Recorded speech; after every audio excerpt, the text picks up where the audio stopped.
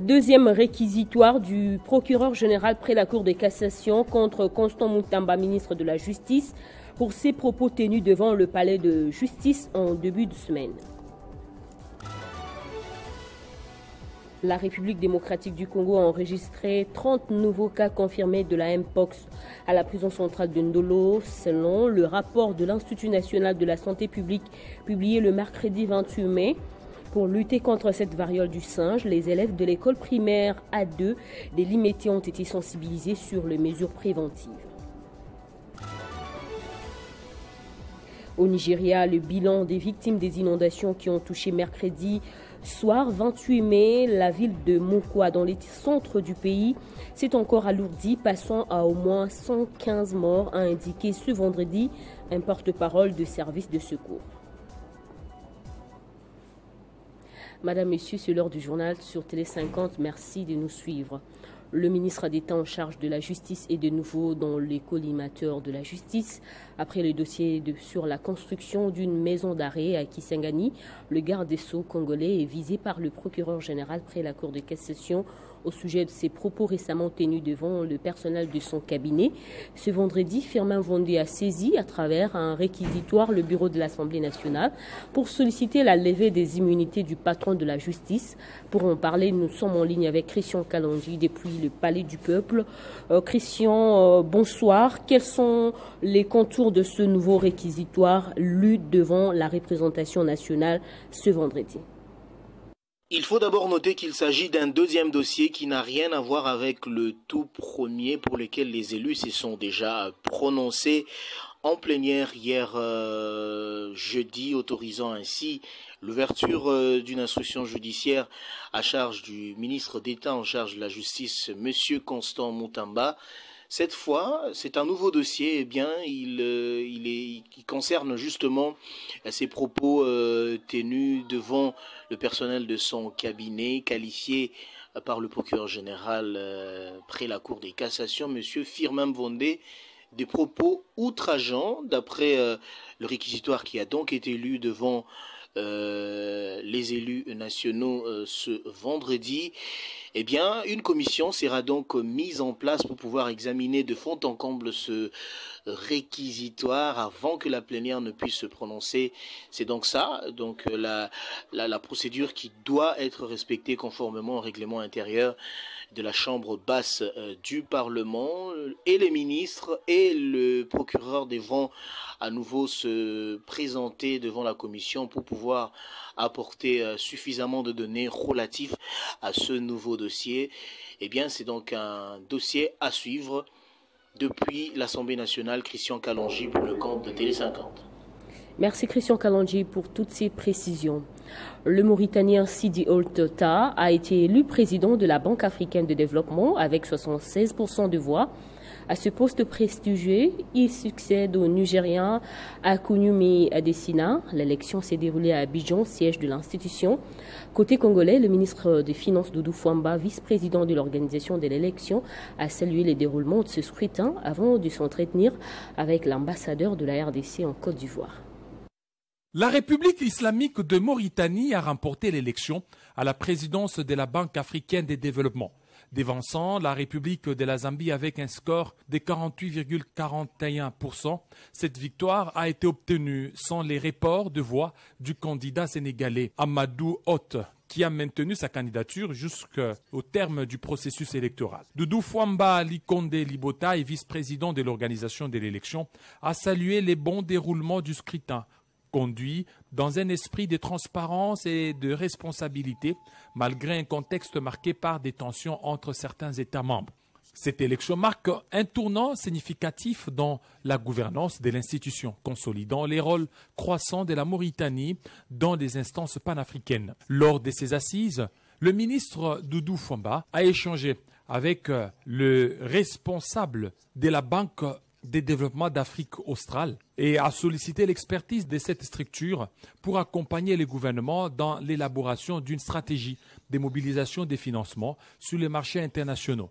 Une feuille de route a d'ailleurs été en cours d'élaboration à cet effet. Et profitant de son séjour à Abidjan, le ministre Doudou Fwamba s'est entretenu avec l'ambassadeur de la RDC à Abidjan, ce qui a permis au ministre de s'enquérir du bon fonctionnement de la mission diplomatique et des conditions de travail de son personnel.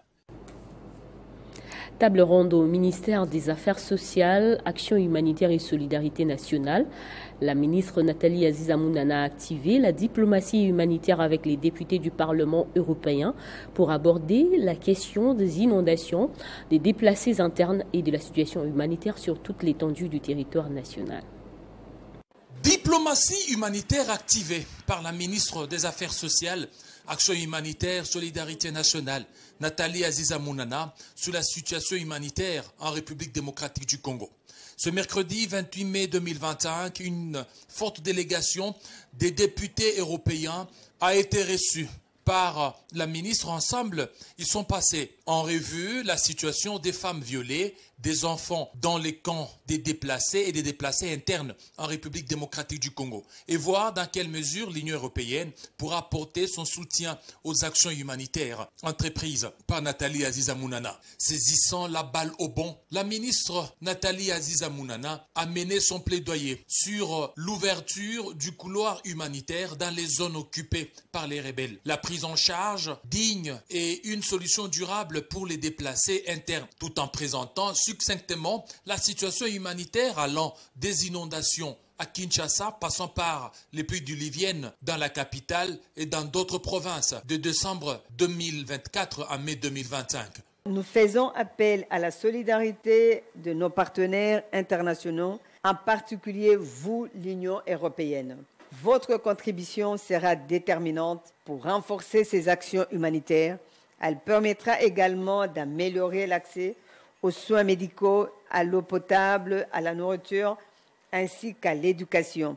Vive l'amitié entre l'Union européenne et la République démocratique du Congo. Je vous remercie.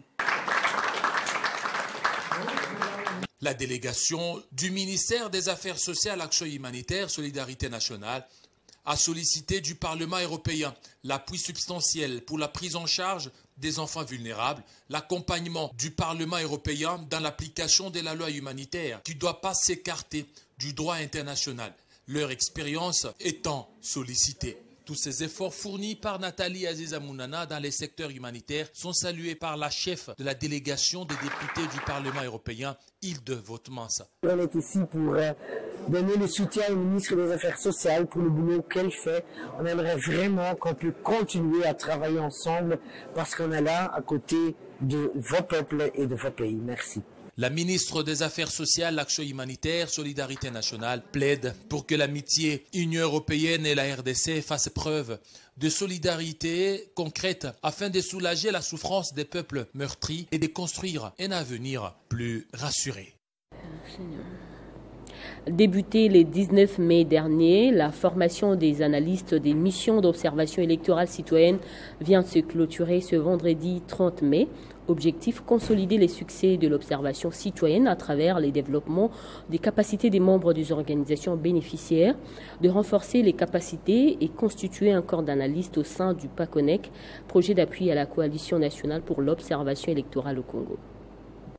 Grâce à cette formation, les analystes électoraux, médias, communication, juridiques, politiques et statisticiens sont capables d'analyser les données recueillies en temps opportun, d'évaluer dans quelle mesure le processus électoral observé est conduit dans le respect du cadre juridique national, régional et international qui organise les élections, ainsi que les bonnes pratiques internationales. Jean-Baptiste Ndundu est l'un des organisateurs et membre du conseil de Rhodésie. Comme vous savez, le processus électoral a une phase d'observation long terme et court terme. Et il faut pouvoir le préparer. Donc on entre déjà dans une phase de préparation des élections de 2028. Alors il fallait avoir normalement des analystes juridiques, des analystes politiques, des analystes statisticiens, des analystes médias qui puissent être à mesure de pouvoir suivre le processus correctement comme une mission d'observation électorale. Donc nous mettons déjà en ordre de bataille pour les prochaines élections, nous ayons des équipes qui soient aguerries.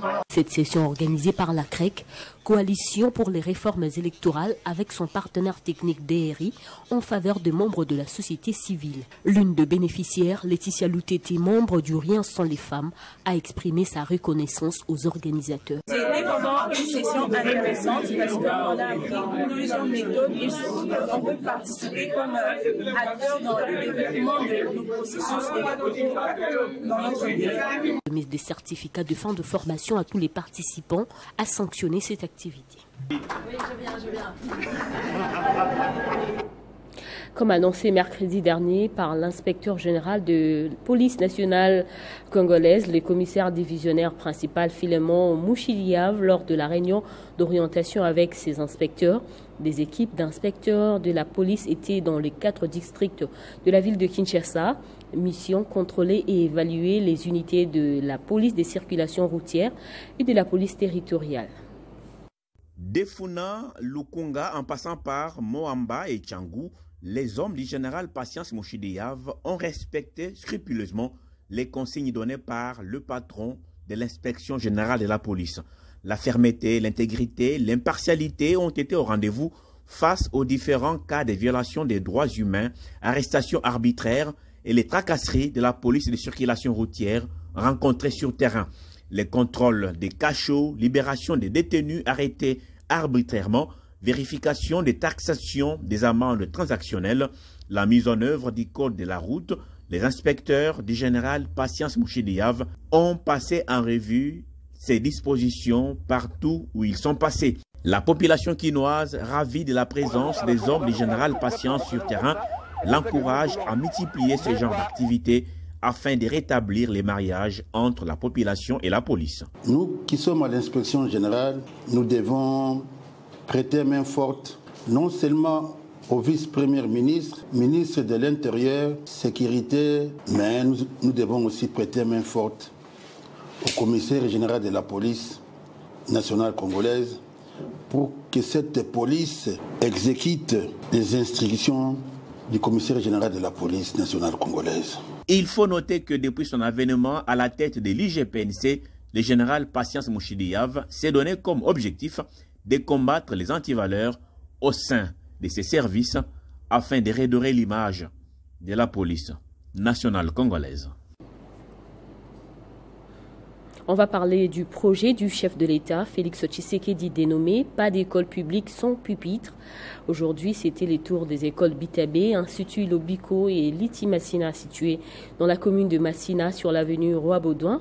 Ces écoles ont reçu ce matin un don gratuit des 700 pupitres d'écoliers pour équiper toutes les salles de classe. C'est le lieutenant général Jean-Pierre Kassongo-Kabouik qui les a remis. Au total, 700 bons pupitres, dont du service national, pour équiper toutes les salles des classes des écoles Bitabé, Institut Lobiko et Liti Massina, sur instruction du chef de l'État Félix Tshisekedi dans son projet « Pas d'école publique sans bons pupitres ». C'est le commandant du service national, le lieutenant général Jean-Pierre Kassongo-Kabouik, qui livre ce don gratuit du chef de l'État, un ouf de soulagement pour les élèves. À cette occasion, nous présentons nos sincères remerciements. Premièrement, à son Excellence, Monsieur le Président de la République, chef de l'État Félix Antoine Tshisekedi Tshilombo, pour les soucis majeurs accordés à la jeunesse. Nos remerciements en second lieu sont adressés à vous, le commandant du service national, le général Kassongo-Kabouik Jean-Pierre. Œuvre des anciens colonna devenus bâtisseurs.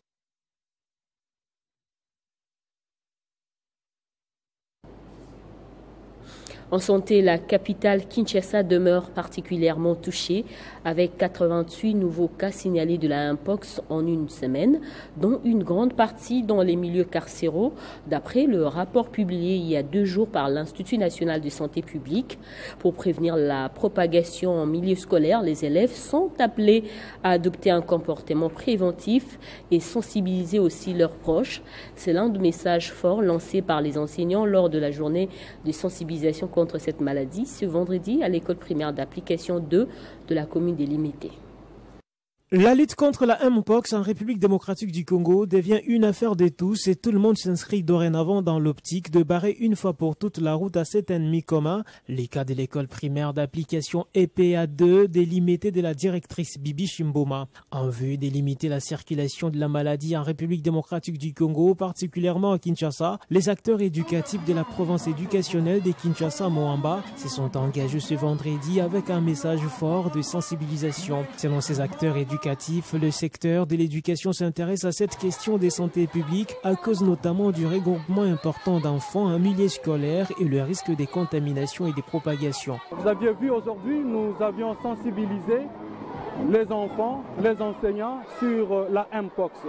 Parce que comme vous le saviez, la commune de Limete ainsi que la commune de Lingwala sont des communes pourvoyeuses de la Mpox.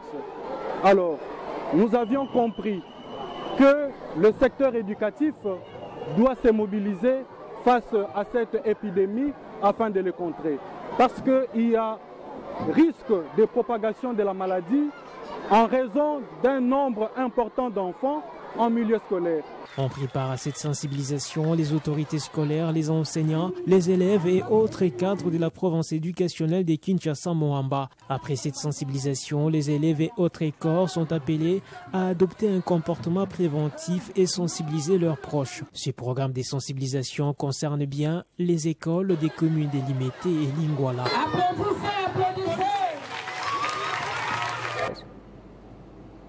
L'ISIPA, Institut supérieur d'informatique, programmation et d'analyse, a organisé au Fleuve Congo Hotel la 8e édition des Démotech, un événement majeur mettant en lumière les innovations numériques portées par les jeunes du pays. Les autorités de cet alma mater ont, au cours de l'activité, vanté la place incontournable de l'informatique dans la société actuelle. C'est un événement majeur mettant en lumière les innovations numériques portées par la jeunesse congolaise. Il a eu lieu jeudi au Fleuve Congo Hotel en présence du secrétaire général de l'ESU, représentant les ministres empêchés des corps académiques de l'ISIPA, des partenaires également des étudiants. Lors de la cérémonie, les autorités de l'Institut supérieur d'informatique, programmation et d'analyse ont exposé la place incontournable de l'informatique dans la société actuelle et exprimé leur gratitude à l'endroit des autorités politiques, économiques, ainsi qu'à toute la grande famille qui soutient sans relâche l'ISIPA dans sa quête d'excellence. Le PDG de l'ISIPA, Martin Ekanda Odimba, a salué le travail acharné des étudiants, soulignant le rôle essentiel de l'éducation technologique dans les développements du pays, appelant à une mobilisation continue pour une formation alignée aux réalités et défis du XXIe siècle. Présent à l'activité, le directeur général de Transacademia a invité les jeunes à transformer leurs idées en projets porteurs. Le professeur Dr Jean-Jacques Mouyembe a quant à lui présenté les enjeux de l'innovation locale avant de présider le jury ayant évalué les 7 projets finalistes sélectionnés parmi les 27 projets retenus pour la compétition. L'événement a été honoré par la présence remarquée des Huawei, Africell, Illico Cash et Bank, témoins de l'intérêt croissant du secteur privé pour l'écosystème technologique congolais. Notons qu'après délibération, le jury a attribué les prix suivants. Premier prix de $10 000 à l'équipe Med Recol de l'Université de Kinshasa. Deuxième prix de $2 500 à l'équipe Holo Ayuyo de l'ISIPA. Troisième prix de $1 500 à l'équipe Neo Car de l'ISIPA. Aujourd'hui, au sein de l'ISIPA, avec Démotech, c'est ces leviers-là. C'est ces leviers qui poussent vers l'avant, qui va amener vers le développement. Mais pour ça, en amont, il y a la formation. Donc, ce que nous faisons en amont, nous formons. En aval, on les accompagne pour devenir entrepreneurs. Et on était parmi les candidats à participer à la compétition de Démotech et on s'est retrouvés parmi les 3 derniers finalistes et à la première place. Par ailleurs, le PDG Martin Ekanda Odimba a annoncé le 50e de l'ISIPA qui aura lieu le 15 novembre 2025. La RDC atteint un géant debout, mais pour qu'elle se maintienne, il faut que son peuple puisse encore discerner le vrai du faux, la réalité de la manipulation, le visage de ses dirigeants, de leurs avatars contrefaits. Voilà la raison de cette séance plénière au CESAC, Conseil supérieur de l'audiovisuel et de la communication, pour faire face à l'utilisation malveillante de l'intelligence artificielle pour la survie nationale. Thierry Monsenepo, qui a pris part à cette activité, a évoqué les risques spécifiques et a formulé des recommandations efficaces. Face à une guerre numérique due au contenu généré par l'intelligence artificielle, avec des vidéos hyper réalistes, entièrement fabriquées, capables de faire dire ou faire n'importe quoi à n'importe qui, avec un degré de crédibilité terrifiant, la République démocratique du Congo, également une cible pour ce type d'opération, devra s'armer davantage pour l'avenir de notre souveraineté médiatique et par ricochet pour la paix civile et l'intégrité institutionnelle. D'où cette séance de réflexion au Conseil supérieur de l'audiovisuel et de la communication sur l'intelligence artificielle, nouveau champ de bataille informationnel. Une plénière avec comme invité d'honneur Jean-Thierry Monsenepo, ambassadeur de la cellule présidentielle des changements de mentalité, en présence du président du CESAC, Christian Bossembe, et les hauts conseillers de ces boucliers informationnels de la RDC. Dans son exposé, Thierry Monsenepo appelle à l'anticipation et innovation contre ces chaos numériques et propose plusieurs stratégies au CESAC, dont la création d'un pôle national de la vérité numérique en RDC, la veille proactive sur les réseaux sociaux, la détection automatisée de l'incohérence audiovisuelle et une recommandation des outils afin de défendre la République dans ces cyberespaces. Ayant échoué à déstabiliser le Congo par la guerre d'agression que nous avons connue et que nous continuons à connaître, par l'infiltration, nous les avons battus sur ces terrains-là. Les voilà revenir avec une guerre hybride, ce qu'on appelle une guerre 3.0, pour produire et générer des contenus vidéo, audio, qui pourraient retirer la confiance que le peuple porte sur les chefs de nos institutions. Il est donc de notre devoir de pouvoir alerter. Et nous avons trouvé une oreille attentive ici au CESAC. Non seulement du président Bossembe, mais aussi des hauts conseillers, membres de la plénière, qui nous ont demandé de continuer à travailler avec eux pour que main dans la main, nous puissions déstabiliser ce réseau. Thierry Monsenepo s'est dit donc disposé à accompagner, soutenir et porter toute initiative allant au nom de la vérité de la République et de la sécurité collective. En mission de service en Afrique du Sud, le directeur général adjoint de l'Institut national de préparation professionnelle, Patrick Kayembe, a visité quelques entreprises œuvrant dans le secteur d'autonomisation industrielle à Johannesburg afin d'améliorer les plans de modernisation de l'INPP. Plus de 60 ans d'expérience, l'Institut national des préparations professionnelles veut se rassurer de sa mission de perfectionnement, d'employabilité, d'amélioration des compétences et de la promotion professionnelle.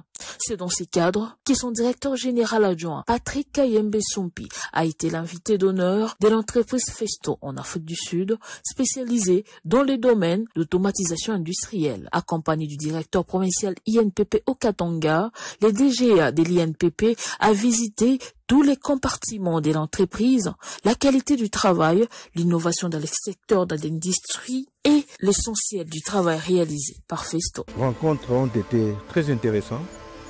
Nous avons eu à voir quel est le modèle sud-africain que nous voulons bien adapter chez nous, surtout dans le domaine de la certification et surtout et aussi dans le domaine de la formation des formateurs. Bien avant cette rencontre avec la firme, Patrick Kayembe a échangé avec les responsables de la faculté d'ingénierie et environnement de l'université de Johannesburg. Nous sommes en train de rechercher des moyens nouveaux pour renforcer nos capacités et c'est pourquoi nous avons approché l'université de Johannesburg pour solliciter que l'université de Johannesburg serve à la formation de nos formateurs et nous aider aussi dans la certification. Lors de cette rencontre, le directeur général de Technotrain a fait une petite introduction de son entreprise. Technotrain, ça fait 17 ans qu'ils sont en train d'opérer en Afrique du Sud. Et ils se concentrent à la formation des artisans. Et ils offrent les artisans, la formation des artisans dans différents métiers. Cette mission du directeur général adjoint de l'INPP en Afrique du Sud permettra à cette institution de formation professionnelle d'acquérir des connaissances pour comparer les meilleures pratiques et élaborer des plans de modernisation de ces centres de formation. Dans l'équipe mixte ministère des Affaires foncières et la DRHL a poursuivi la campagne de sensibilisation à l'obtention des documents fonciers dans la ville de Kemina, chef-lieu de la province du Olomami.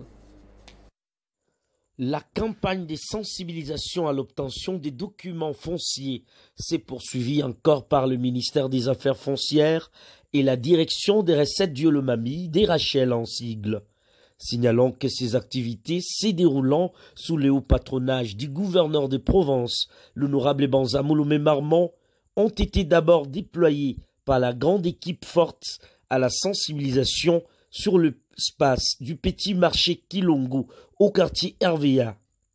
Ici, ils ont invité les habitants de ces quartiers à passer aux services attitrés pour obtenir leur certificat d'enregistrement à un prix promotionnel de $250 seulement et la conversion des titres fonciers, contrat de location fixé à 150 000 francs congolais, une faveur du gouvernement provincial accordée à la population pour une période de 3 mois. Notre gouverneur dit que la conversion de ces documents, les cahiers parcellaires, les livrets des logeurs, qui se faisaient autrefois à 500 000 francs, ou 600 000 pour l'obtention des documents du cadastre, mais actuellement, venez uniquement avec 150 000 francs. Au cours de cette campagne de 3 mois, venez obtenir les documents qu'il faut. Et vous qui avez déjà construit des maisons, venez chercher les certificats d'enregistrement.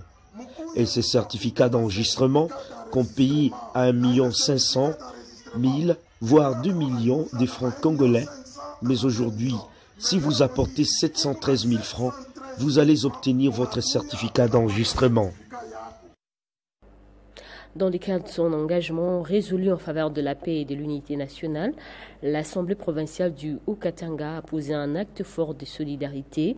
Moins de 24 heures après avoir reçu l'enveloppe destinée à soutenir l'effort de guerre dans l'est du pays, son président Michel Kabouya a officiellement remis cette contribution au commandement militaire de la 22e région militaire des FARDC. Entouré de ses plus proches collaborateurs, la vice-présidente Liliane Kombamaka, le rapporteur adjoint Samuel Kilolo et le questeur Mukuna Chaumba Ahmed, le président de l'organe délibérant du Haut-Katanga, a officiellement transmis le soutien de l'ICASI au commandant de la 22e région militaire, le général de brigade Edi Kapen Irung. Touché par ce geste, le général a exprimé sa profonde gratitude à la ville de l'ICASI et à ses élus avant de transmettre l'enveloppe à son directeur financier, le colonel Joseph Mangolé. Au nom du chef d'état-major général, j'ai félicité monsieur le maire, j'ai félicité et remercié l'honorable président, ainsi que félicité toute la population qui s'est mobilisée pour soutenir nos forces armées. L'honorable président Michel Kaboumamba a pour sa part appelé les autres villes et territoires du Haut-Katanga à suivre l'exemple de l'ICASI. La mairie de l'ICASI avait appelé la population à soutenir l'armée, pas seulement avec les marches, mais aussi avec ses moyens. Ainsi que cette population s'est cotisée, ils ont réuni $30 000 et sont venus avec ça. Hier, nous n'avons pas de caisse ici pour garder cet argent. Alors autant mieux qu'on invite aussi le général que vous êtes, c'est vous, le patron de la 22e région militaire, que nous puissions remettre l'enveloppe en question et à votre tour aussi, vous allez savoir à qui remettre et comment remettre. En soutenant les FARDC, l'Assemblée provinciale du Haut-Katanga affirme son engagement sans faille à défendre l'intégrité du territoire national et à appuyer la vision du chef de l'État, Félix Antoine Tshisekedi Tshilombo. Le directeur de l'Office congolais de contrôle, Étienne Chimanga, accompagné de son adjoint, Christelle Mouabilou, a présidé une réunion mixte employeurs et banque syndicale. L'objectif étant de trouver des solutions aux différents maux qui rongent cet établissement public. Au cours de cette réunion mixte employeurs et bon syndical, plusieurs points cruciaux ont été à l'ordre du jour, notamment les menaces récurrentes en rapport avec la survie de l'ECC, la problématique du paiement des salaires en général et particulièrement le cas de Goma et Bukavu, l'impact des dernières promotions en grade sur les finances de l'office et la problématique du paiement des décomptes finales et décisions de mise à la retraite 2027. Dans son mot introductif, le président de la délégation syndicale nationale, Chirouza Chirou, a au nom du bon syndical sollicité de l'employeur des précisions sur les stratégies mises en place pour pallier aux différents problèmes. En réponse aux préoccupations du banc syndical, le directeur général de l'Office congolais de contrôle, Étienne Tshimanga Mutombo, a estimé qu'il était nécessaire que l'OCC réagisse notamment en faisant du lobbying auprès des cercles d'influence, tout en reconnaissant que la plupart des menaces sont orchestrées aussi bien en interne qu'à l'externe. Et le banc employeur a connaît les menaces qui existent et est en train de réfléchir comment trouver la solution. Comme je vais le dire dans l'équipe du 11 ville, on est représentant de la masse laborieuse en tant qu'organisation syndicale. On n'est pas là seulement pour le revendiquer, on est aussi là pour emmener vos contributions à la survie ou au maintien des attributions de l'Office congolais de contrôle. Au cours de cette réunion qui a été présidée par le directeur général de l'Office congolais de contrôle, Étienne Tshimanga Mutombo, accompagné de son adjoint Christelle Mwabilou. Dehors de nos frontières, le bilan des victimes des inondations qui ont touché mercredi soir, 28 mai, la ville de Mokwa dans le centre du Nigeria s'est encore alourdi, passant à au moins 115 morts, a indiqué ce vendredi un porte-parole des services de secours. Nous avons déjà récupéré 115 corps et d'autres devraient l'être encore, car la crue est venue de loin et a emporté des personnes dans le fleuve Niger. En aval, d'autres corps continuent d'être retrouvés, a déclaré Ibrahim Odou Ousseini, un porte-parole de l'agence de gestion des urgences SEMA. Prenons le rappel des titres avant de nous quitter. Deuxième réquisitoire du procureur général près la Cour de cassation contre Constant Moutamba, ministre de la Justice, pour ses propos tenus devant le palais de la Justice en début de semaine. La RDC a enregistré 30 nouveaux cas confirmés de la Mpox à la prison centrale de Ndolo, selon le rapport de l'Institut national de la santé publique publié le mercredi 28 mai. Pour lutter contre cette variole du singe, les élèves de l'école primaire d'application 2 de l'IMET ont été sensibilisés sur les mesures préventives. Au Nigeria, le bilan des victimes des inondations qui ont touché mercredi soir 28 mai la ville de Mokwa dans le centre du pays s'est encore alourdi, passant à au moins 115 morts, a indiqué ce vendredi un porte-parole de service de secours. C'est la fin de ce journal. Merci de nous avoir suivis.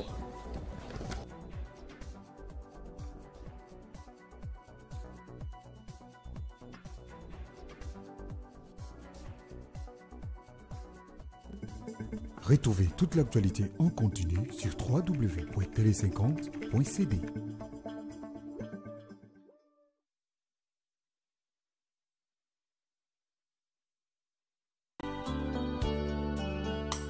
C'est avec une profonde tristesse, mais aussi avec beaucoup d'amour, que les familles Kindambu, Matalatala, Moulama, Matungul, Ntambu, Mbela, Mboma et Douro vous annonce le décès de notre père, bien-aimé Claude Kindambu, survenu le dimanche 18 mai dernier en Virginie à l'âge béni de 81 ans. Il laisse un vide immense, mais aussi des souvenirs impérissables. Nous vous invitons à vous joindre à nous pour un dernier hommage à Kinshasa en parallèle des obsèques organisées aux États-Unis.